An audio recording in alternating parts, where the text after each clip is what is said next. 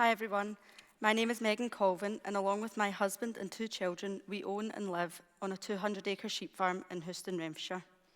Our farm was bought by my parents in 1993. My dad is a building surveyor, but dived into farming alongside this. He farmed pedigree Charlies, black limmies and Texel sheep.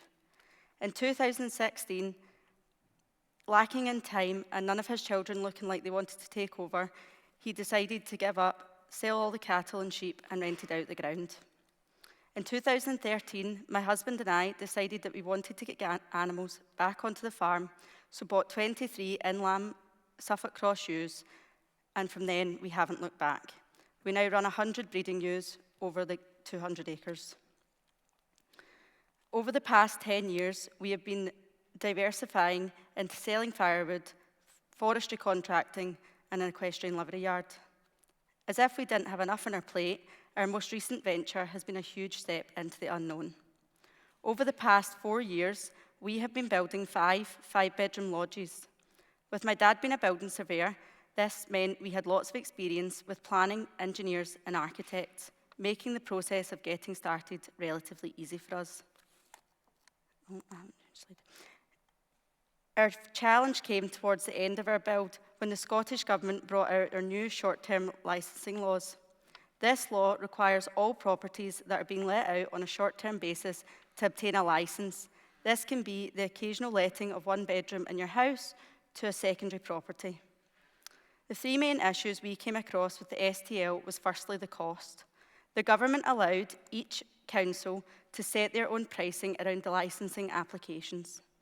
Only after doing this scholarship have I realised that my council district of Renfrewshire is the most expensive district in the whole of Scotland. Our fee was a whopping £1,155 per unit, and we have 5. If I was to have opened them in Inverclyde, our neighbouring council, it would only have cost us £550 per unit. Or our Glasgow City Council, our neighbouring council to the east, it would only have cost us £462 per unit. The difference in pricing really shocked me, and I feel it's hugely unfair that the price you pay is dependent on your local council. Surely this should be the same across the board, making it fair and equal for all. In Renfrewshire Council, your fee is also non-refundable. My second issue was the legislation around this application. When you apply, you must stick notices on a nearby lamppost or telegraph pole in our case, within 50 metres of the site, notifying the public and allowing the public to make objections against your application. With us having 5 properties, so 5 separate licenses, this meant 10 pieces of paper to be printed, filled out, signed and laminated, and then stuck on the post, pictures taken and sent to the local council. For us, the public objection was never a worry, as we live in the middle of nowhere.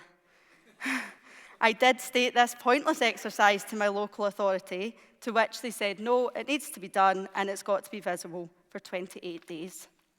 Why, after planning and building warrants have been granted on the grounds of these properties solely being holiday lets, must this be done?